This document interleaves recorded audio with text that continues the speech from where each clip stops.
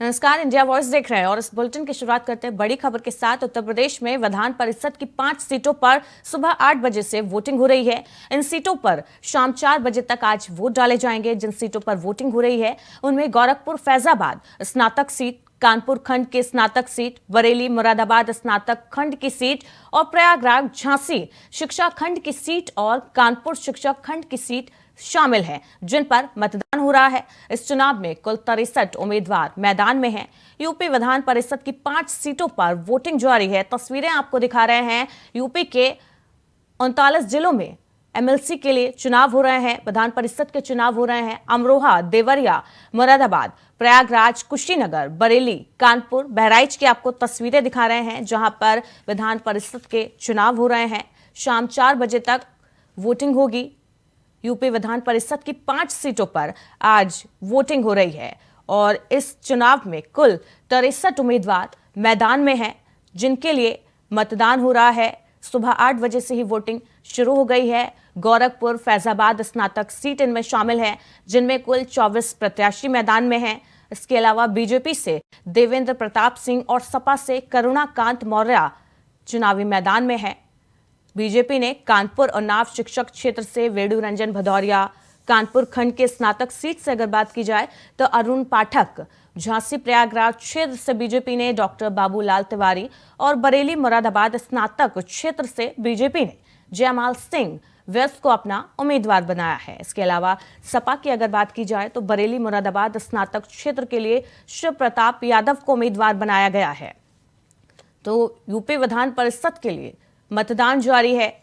6 तस्वीरें आपको दिखा रहे हैं। अमरोहा, देवरिया, मुरादाबाद, प्रयागराज, कुशीनगर, बरेली, कानपुर और बहराइच की ये तस्वीरें हैं, जहां पर विधान परिषद के लिए चुनाव हो रहा है, मतदान हो रहा है। सुबह 8 बजे से ही वोटिंग शुरू हो गई है। शाम 4 बजे तक वोट डाले जाएंगे।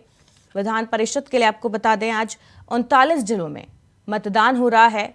खास बात यह है कि इस चुनाव में बीजेपी और सपा के बीच कांटे की टक्कर है। अभी की अब अगर बात की जाए तो विधान परिषद में 21 सदस्य बीजेपी के पास हैं। इस चुनाव में सपा के लिए कम से कम एक सीट पर जीत जरूरी है, जिससे विधान परिषद में नेता विपक्ष की कुर्सी बचाई जा सके। जी हाँ, नेता प्रतिपक्ष के लिए भी विधान परिषद में सीटों का होना अनिवार्य है। सीमित संख्या तक विधान परिषद में सीटें होती हैं। इसी खबर पर अमरोहा से मोहम्मद इमरान हमारे साथ जुड़ गए हैं। इमरान, अमरोहा में विधान परिषद के चुनाव हो रहे हैं, क्या कुछ तैयारियां की गई हैं, क्या कुछ तस्वीरें सामने आई हैं? बात की जाए तो अमरोहा में लगातार विधान परिषद के चुनाव को लेकर प्रशासनिक स्तर पर सभी तैयारी के लिए पूरी जगह लगभग शांतिपूर्ण तरीके से मतदान यहां पर संपन्न हो रहा है। लगभग अब तक की बात की जाए तो लगभग 15% मतदान यहां पर हो चुका है। वहीं अगर प्रशासनिक स्तर पर सुरक्षा व्यवस्था की बात की जाए तो भारी पुलिस फोर्स की मौजूदगी में मतदान शांतिपूर्ण तरीके से संपन्न कराया जा रहा है। जी, कितने केंद्र बनाए गए हैं और सुरक्षा के लिहाज से क्या कुछ तैयारियां की गई हैं?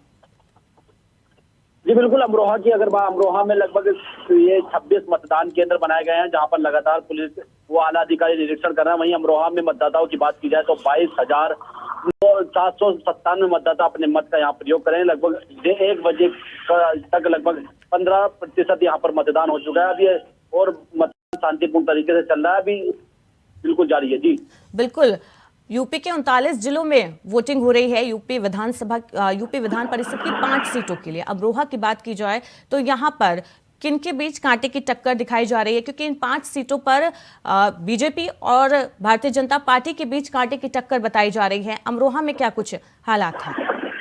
जी बिल्कुल, अगर अमरोहा की बात की जाए तो अमरोहा में समाजवादी पार्टी और भाजपा की कांटे की टक्कर बताई जा रही है। हालांकि यहाँ पर भाजपा मजबूत दिखाई दे रही है, क्योंकि सपा कार्यकर्ताओं का लगातार कई जगह से बयानबाजी आई है, उनके विवादित बयान आए कि सपा और भाजपा के कार्यकर्ताओं में लगातार कई टक्कर भी हुई है, जिसको लेकर उन्होंने भाजपा के सत्ताधारी विधायकों पर भी गंभीर आरोप लगाए हैं। लेकिन यहाँ समाजवादी और भाजपा की कांटे की टक्कर मानी जा रही है। जी बिल्कुल, समाजवादी पार्टी के लिए भी इन 5 सीटों में से एक सीट का जीतना जरूरी है, ताकि नेता प्रतिपक्ष की कुर्सी बची रहे। वहीं अमरोहा की अगर बात की जाए, पढ़े लिखे लोगों का ये चुनाव है। 2024 के हिसाब से क्या कुछ दिशा तय करेगा ये चुनाव? जी बिल्कुल, अगर अमरोहा की बात की जाए तो अमरोहा में वोटर काफी उत्साह है। जो पढ़े लिखे लोग हैं वो ही मतदान करने के, वो उनका आज मतदान है, जिसको लेकर अमरोहा में समाजवादी पार्टी और भाजपा की कांटे की टक्कर है, जिसके चलते इस चुनाव से कहीं ना कहीं समाजवादी पार्टी को मजबूती दिखानी होगी, क्योंकि 2022-24 का चुनाव नजदीक है, जिसके चलते लगातार वह 2024 के चुनाव को लेकर भी इस चुनाव से उसकी आकलन कर रहे हैं। जी, मतदान केंद्रों की अगर बात की जाए, अभी तक कितने प्रतिशत चुनाव हो पाया है?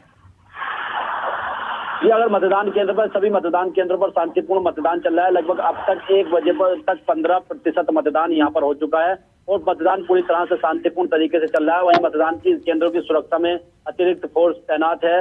मुरादाबाद रेंज के डीआईजी, डीएम और एसपी लगातार मतदान केंद्रों का निरीक्षण कर रहे हैं, व्यवस्थाओं का जायजा ले रहे हैं और जो भी वोटर वोट डालने आ रहे हैं उनसे लगातार सुरक्षाओं को लेकर बातचीत भी की जा रही है। जी बिल्कुल, बहुत ही खास लोगों के लिए ये मतदान है और इसमें बहुत खास लोग ही मतदान करते हैं। चुने हुए लोग ही इसमें मतदान कर सकते हैं, ना कि जो जनप्रतिनिधि हैं उनका ये चुनाव है। तो ऐसे में क्या कुछ खास तैयारियां मतदान केंद्रों पर देखने को मिली हैं?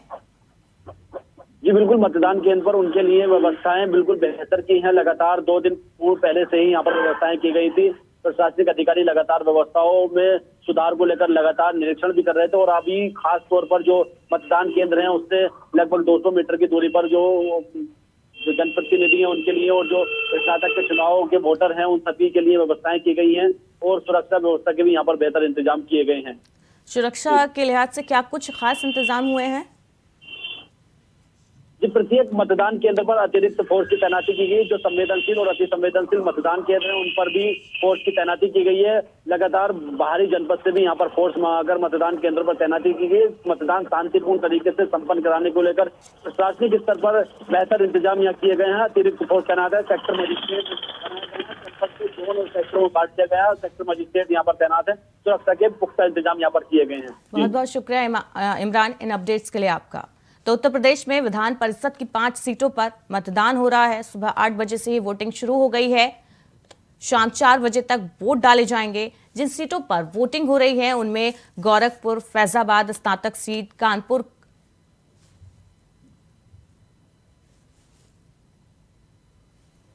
वहीं देवरिया से घनश्याम तिवारी हमारे साथ जुड़ गए हैं। घनश्याम, यूपी विधान परिषद के लिए वोटिंग हो रही है सुबह 8 बजे से। मतदान केंद्रों पर क्या कुछ हालात, क्या कुछ तैयारियां देखने को मिली है? दी हुई है। अगर आप चाहते हैं मैं डिटेल्ड कागज आपको दिखा दूंगा, दिलवा दूंगा मीटिंग के बाद। उसमें बिल्कुल क्लियरली कांग्रेस पार्टी की व्यू 370 पे है। आपका सेकंड घनश्याम, आपको हमारी आवाज मिल रही है?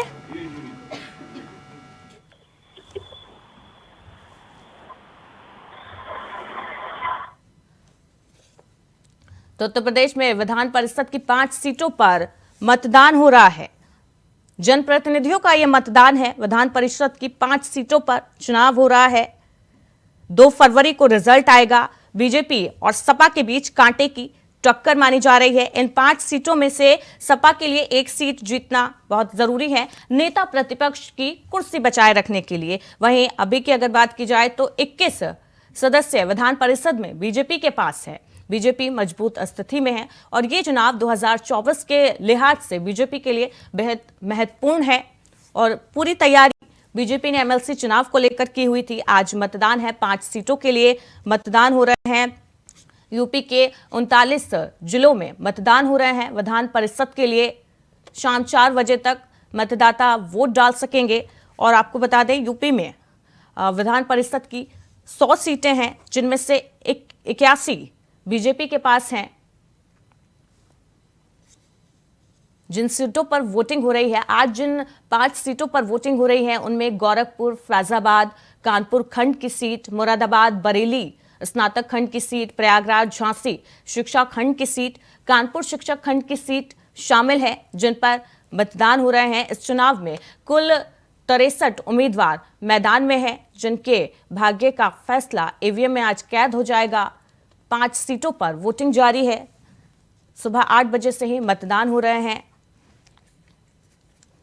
और बहुत ही विधान परिषद के सदस्य की अगर बात की जाए तो कार्यकाल 6 साल का होता है और उम्र चुनाव लड़ने के लिए विधान परिषद का उम्र कम से कम 30 साल होनी चाहिए।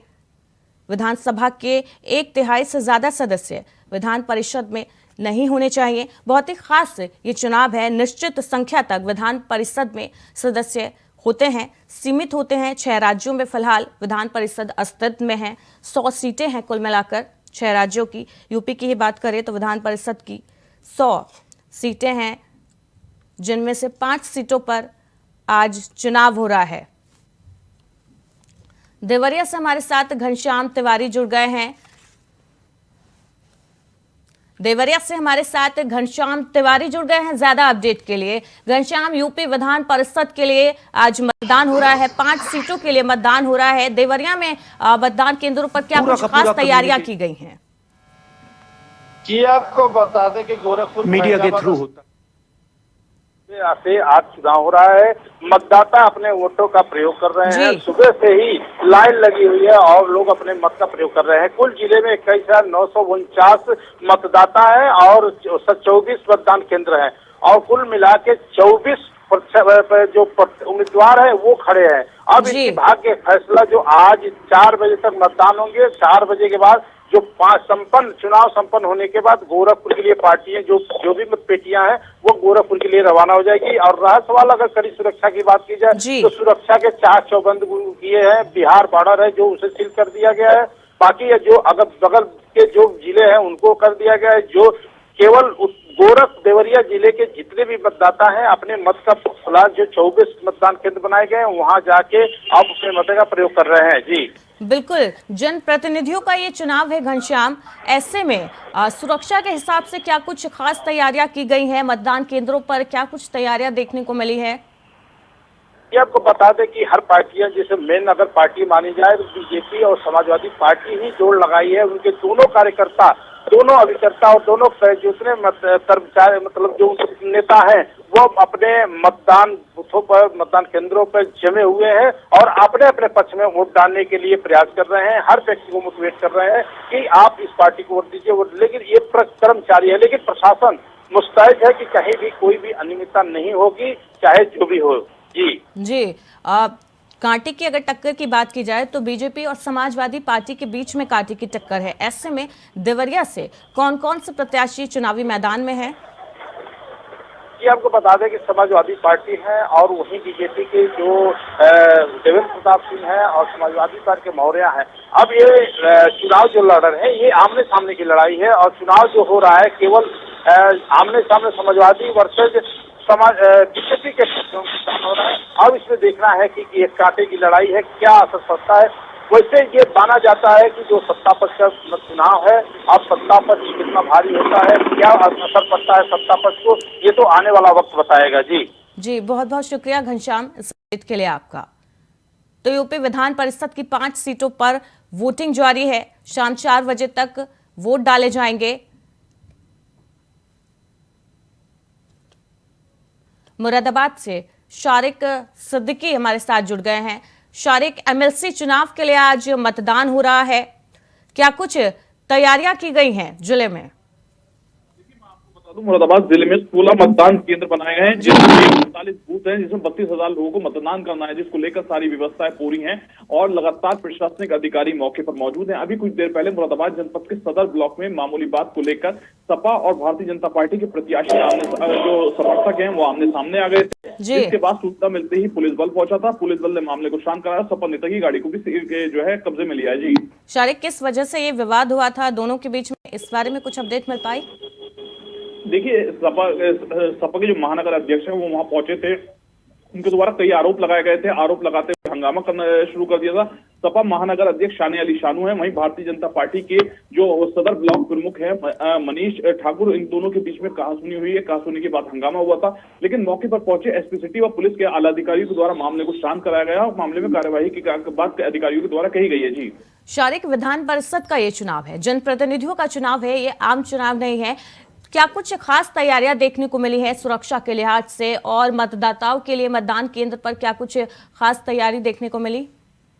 तो ये मतदान केंद्र पर सारी व्यवस्थाएं दुरुस्त थी, लेकिन जिस तरीके से सपा नेता ने वहां पर पहुंच के जो आरोप लगाया और हंगामा हुआ, कहीं ना कहीं प्रशासन को इस पर कड़ा से कड़ा कदम उठाना चाहिए। प्रशासन के द्वारा लगातार अधिकारी मॉनिटरिंग कर रहे थे, खुद जो है तुम्हारा आला अधिकारी मतदान केंद्रों पर पहुंचे थे, सब कुछ शांतिपूर्ण तरीके से चल रहा था, लेकिन एक अचानक इस तरीके का प्राणुकरण हुआ, लेकिन जिसके बाद कुछ ही सेकंडों में जो है पुलिस बल ने मौके पर पहुंचकर कार्यवाही भी की है और जो है तुम्हारा आश्वासन भी दिया है कि इस तरीके का केंद्र पर कोई भी जो नेता है वो लोग नहीं करेंगे, और नेता जो जिस तरीके से हंगामा किया था उसके बाद सबको शांत कराया गया। जी, कब तक ये मतदान जारी रहेगा मुरादाबाद में? देखिए, मतदान शाम 4 बजे तक जारी रहेगा और लगातार जो है मतदान की व्यवस्थाओं को जायजा जिलाधिकारी व एसएसपी के साथ ही अन्य पुलिस के अधिकारी और प्रशासनिक अधिकारी भी ले रहे हैं। इस वक्त माहौल है और लगातार मतदाता मतदान करने के लिए केंद्रों पर पहुंच रहे हैं। जी बिल्कुल शारिक, इस मतदान में, इस चुनाव में जो चुने हुए लोग हैं वही मतदान कर सकते हैं। ऐसे में मुरादाबाद जिले में किन किन लोगों ने मतदान किया है?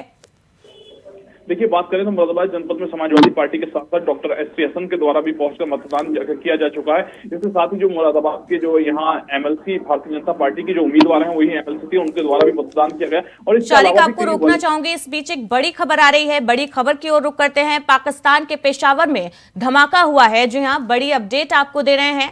पाकिस्तान के पेशावर में धमाका हुआ है, बड़ा धमाका ये बताया जा रहा है। पाकिस्तान के पेशावर में बड़ा धमाका हुआ है, ये बड़ी अपडेट आपको दे रहे हैं।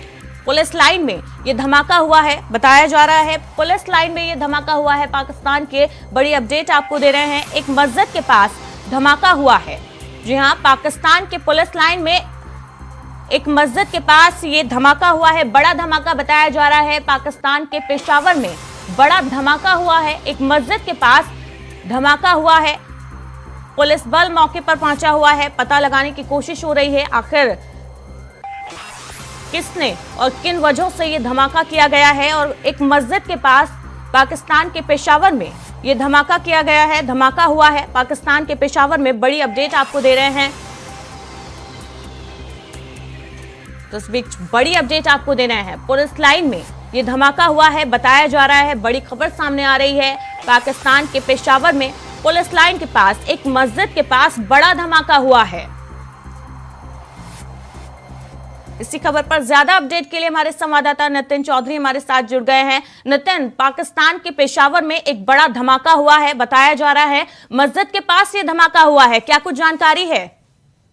देखिए पूजा, बिल्कुल पाकिस्तान के पेशावर के जो इलाका था मस्जिद में, तो वहाँ पर एक बड़ा धमाका हुआ। जिस तरीके से पुलिस लाइन के पास में धमाका बताया जा रहा है, तो इसमें बताया जाए कि जिस तरीके से आज जो धमाका हुआ था उसमें कोई पूरे सूचना नहीं मिली, किसी जान हानि की कोई सूचना नहीं मिली। लेकिन अभी जो फिलहाल पूरे मामले की जो पुलिस जांच कर रही है पाकिस्तान में, जिस तरीके से मस्जिद के पास में लोग थे और उसके पास में जो धमाका हुआ, तो उसको देखते हुए काफी लोगों को दहशत फैल चुकी है। तो उसी में कहीं ना कहीं जिस तरीके से देखा जाए, पेशावर इलाका था पाकिस्तान का, जो वहाँ पर मस्जिद थी, बिल्कुल पॉश इलाके में मस्जिद बनी हुई है, तो वहाँ पर जो धमाका हुआ है पुलिस अभी पूरे पुलिस लाइन के पास में बताया जा रहा है। और ये बताया जा रहा है कि किसी की जान आने की अभी कोई सूचना नहीं आ रही।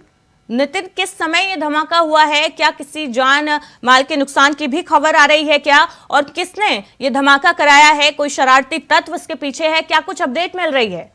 ये देखिए, ये जो धमाका हुआ ये अभी थोड़ी देर पहले ही ये धमाका हुआ था। तो जो मस्जिद के पास में पेशावर इलाका है, तो उसमें बिल्कुल जस्ट अभी 2 मिनट पहले ये धमाका हुआ था। लेकिन उसके बाद पुलिस पूरे मामले में जांच पड़ताल करेगी कि जिस तरीके से धमाका हुआ उसमें कोई अभी जानहानि की ऐसी कोई सूचना नहीं है, ना किसी उसके अच्छा बात की जाए किसी लोगों की, तो उसमें अभी किसी पूरे मामले में कहीं ना कहीं निकल के अभी सामने भी आएगा। क्योंकि पुलिस मामले में आनन फानन में आकर जैसे धमाका हुआ है, वहाँ के जो लोग थे वो काफी डरे हुए हैं। पाकिस्तान के इलाके के पेशावर इलाका है और साथ ही मस्जिद है, क्यों मस्जिद के अंदर जो धमाका हुआ है, मस्जिद बिल्कुल पास है, क्योंकि लोग नमाज पढ़ने के लिए भी जाते हैं। तो वहाँ पर उसी को देखते हुए यहाँ पर जो धमाका हुआ पूरी तरीके से लोग दहशत में फैले हुए हैं और कहा जा रहा है कि अभी पूरी पुलिस मामले में जांच पड़ताल में लगी हुई है। जी बिल्कुल, देखना होगा कि क्या कुछ वजह निकलकर सामने आती है और किसने ये धमाका किया है, कराया है। बहुत बहुत शुक्रिया इस अपडेट के लिए आपका। तो वापस से यूपी विधान परिषद के चुनाव पर चलते हैं। उत्तर प्रदेश में विधान परिषद की 5 सीटों पर मतदान हो रहा है। सुबह 8 बजे से ही मतदान हो रहा है, शाम को 4 बजे तक मतदान कर सकते हैं। जिन सीटों पर वोटिंग हो रही है उनमें गोरखपुर, फैजाबाद स्नातक सीट, कानपुर खंड की स्नातक सीट शामिल है। इनके अलावा बरेली, मुरादाबाद स्नातक खंड की सीट शामिल है। प्रयागराज, झांसी शिक्षा खंड की सीट भी शामिल है। यूपी के 39 जिलों में विधान परिषद के लिए मतदान हो रहा है आज और जनप्रतिनिधियों का ये चुनाव है। यूपी में अगर अभी बात की जाए तो विधान परिषद में बीजेपी के पास 81 सीटें हैं और सपा के लिए भी विधान परिषद की सीटें जीतना बहुत जरूरी है नेता प्रतिपक्ष की कुर्सी बचाए रखने के लिए। वहीं प्रयागराज में क्या कुछ तैयारियां की गई हैं, इसके लिए ज्यादा अपडेट देने के लिए हमारे साथ शोएब रिजवी जुड़ गए हैं। शोएब, प्रयागराज में एमएलसी चुनाव को लेकर क्या कुछ खास तैयारियां की गई थी? मतदान हो रहे हैं सुबह 8 से, क्या कुछ तस्वीरें देखने को मिली? I don't want to necessarily comment on here, but I think voters हैं वो निकल रहे हैं। हालांकि अगर सिर्फ प्रयागराज की बात करें तो 16,000 से ज्यादा वोटर्स हैं। अब तक करीब 1 बजे के आसपास करीब 35% से ज्यादा वोटिंग हो चुकी है। अलग अलग सेंटर ग्रामीण और शहरी इलाकों में बनाए गए हैं जहां पे सुरक्षा के पुख्ता इंतजाम किए गए। चूंकि झांसी और प्रयागराज को मिलाकर के ये पूरा बनाए गए करीब 11 से ज्यादा जिले इसमें शामिल है। करीब 35,000 से ज्यादा वोटर्स हैं। लेकिन प्रयागराज में उत्साह देखने को मिल रहा है, खासतौर से जो शहरी इलाकों के सेंटर बनाए गए हैं वहां पे जो शिक्षक हैं वो इसमें शामिल हो रहे हैं। हालांकि शिक्षकों ने इस बार जो है पुरानी पेंशन को लेकर के काफी उनमें गंभीरता से सवाल उठा रहे हैं और उनसे उम्मीद कर रहे हैं जो उनका एमएलसी चुनकर आएगा शिक्षक नेता वो इन विषयों पर सोचेगा और इसी वजह से कहीं ना कहीं वोटिंग भी ठीक ठाक कही जा सकती हो रही है, क्योंकि जो उनकी बुनियादी जरूरत है उसको लेकर के पिछले कुछ दिनों से शिक्षक काफी लामबंद थे। खास तौर से सबसे ज्यादा पुरानी पेंशन को लेकर के वो लोग लामबंद है और ऐसे मौके पर जब उनके पास वोट की ताकत आई है, वोटिंग करने का मौका मिला है तो वो इसको लेकर के निकल रहे हैं। हालांकि सीधा मुकाबला समाजवादी पार्टी और भारतीय जनता पार्टी के पास 10 के करीब कैंडिडेट यहाँ पे चुनाव मैदान में, जिसमें से 2 बड़ी पार्टियों का सीधा मुकाबला है, समाजवादी पार्टी और भारतीय जनता पार्टी। बिल्कुल, समाजवादी पार्टी और भारतीय जनता पार्टी के बीच में कड़ा मुकाबला है। प्रयागराज क्षेत्र से अगर बात की जाए तो बीजेपी ने डॉक्टर लाल तिवारी को मैदान में उतारा हुआ है। ऐसे में सपा की तरफ से कितनी कांटे की टक्कर देखने को मिल रही है? चुनाव प्रचार के माहौल में भी क्या कुछ देखने को मिला था? कितनी कांटे की टक्कर सपा की तरफ से बीजेपी को मिलती दिखाई दे रही है? बिल्कुल, समाजवादी पार्टी पूरी ताकत लगाए हुई है। वो इस सीट को किसी भी तरीके से जीतने की कोशिश करेगी।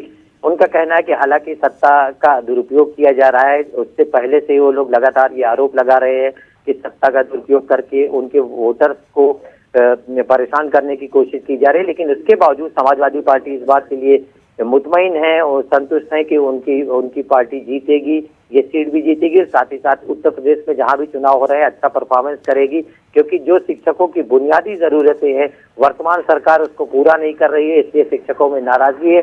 और समाजवादी पार्टी कहीं ना कहीं वो उसने वादा किया है कि वो शिक्षकों की जो जरूरतें हैं, जो उनकी डिमांड है, उसको उस पर गंभीरता से विचार करके उस पर निर्णय लेगी। तो इस तरह से कह सकते हैं कि मुकाबला जरूर है, दोनों तरफ से दावे किए जा रहे हैं। जहां सत्ताधारी पार्टी की तरफ से लगातार चुनाव से पहले ही डिप्टी सीएम केशव प्रसाद सहित कई बड़े नेताओं ने कई जगह बैठकें करके अपनी पार्टी के हक में वोट करने की अपील की है। वही समाजवादी पार्टी भी पूरी कोशिश कर रही है, लेकिन नतीजे जब 2 फरवरी को आएंगे तो तय हो पाएगा कि वोटरों ने किन की बातों को सुना है, किन की बातों को माना है। लेकिन अभी जरूर है कि दोनों तरफ से दावेदारी की जा रही है और वोटिंग परसेंटेज भी बहुत कुछ निर्भर करेगा, क्योंकि अभी 4 बजे तक वोटिंग होनी है तो कितने % वोट होता है और उसके बाद ही ये तय हो पाएगा। बिल्कुल शोएब, दावेदारी दोनों तरफ से हो रही है जीत की और 2024 के लिहाज से भी ये विधान परिषद का चुनाव काफी खास माना जा रहा है। बीजेपी के लिए जरूरी है, उतना ही समाजवादी पार्टी के लिए भी, क्योंकि उच्च सदन में मजबूती होना जरूरी है विधानसभा में मजबूत होने के लिए। ऐसे में 2024 के लिहाज से ये जो चुनाव है विधान परिषद का, ये बीजेपी के लिए कितना महत्वपूर्ण है और कितना और क्या कुछ दिशा तय करेगी ये? बिल्कुल, यही बात बहुत ही सामने की है कि ज्यादातर जो भारतीय जनता पार्टी की जो संगठन है वो पूरे साल भर जो है चुनावी मोड में रहती है और वो हर चुनाव को एक तैयारी की तरह लेती है। 2024 जरूर चुनाव उनके सामने होगा और कहीं ना कहीं उसको लेकर के एक तरह से उनकी रिहर्सल या तैयारी कही जा सकती है। लेकिन अगर भारतीय जनता पार्टी के संगठन की बात करें तो वो एक्टिव मोड में पूरे साल भर रहता है और किसी भी तरह के चुनाव को वो गंभीरता से लेता है, चाहे निचली सदन का हो या ऊपर का हो। इवन की जो पार्षद के चुनाव या नगर निगम के चुनाव होते हैं उसमें भी वो उतनी ही गंभीरता से इस चुनाव को लेता है। तो बीजेपी तो बिल्कुल तैयारी के मोड में है और 2024 के सामने है और इसी वजह से कह सकते हैं कि किसी भी चुनाव को बहुत हल्के में नहीं लेता। लेकिन इस चुनाव में समाजवादी पार्टी भी जो पिछले दिनों कुछ राजनीतिक बयानबाजी हुई है या जो शिक्षकों की या सरकारी एम्प्लॉइज की जो डिमांड है उसको लेकर के जिस तरह से गंभीरता दिख रही है, उसको लेकर समाजवादी पार्टी कहीं ना कहीं उसका फायदा उठाने की कोशिश करेगी और उसकी वजह से वो पूरी कोशिश कर रही है कि जो सरकार की नाकामियां हैं वो लोगों तक पहुंचाएं। वही सरकार की कोशिश है कि जो उन्होंने उपलब्धि हासिल की है, जो उन्होंने काम किया है, वो उसको बता करके बिल्कुल शोएब, किसके दावों की जीत होगी ये तो चुनाव के रिजल्ट आने के बाद ही साफ होगा। बहुत बहुत शुक्रिया इन अपडेट्स के लिए आपका। इस बुलेटिन में फिलहाल इतना ही। लगातार खबरों के लिए देखते रहिए इंडिया वॉइस।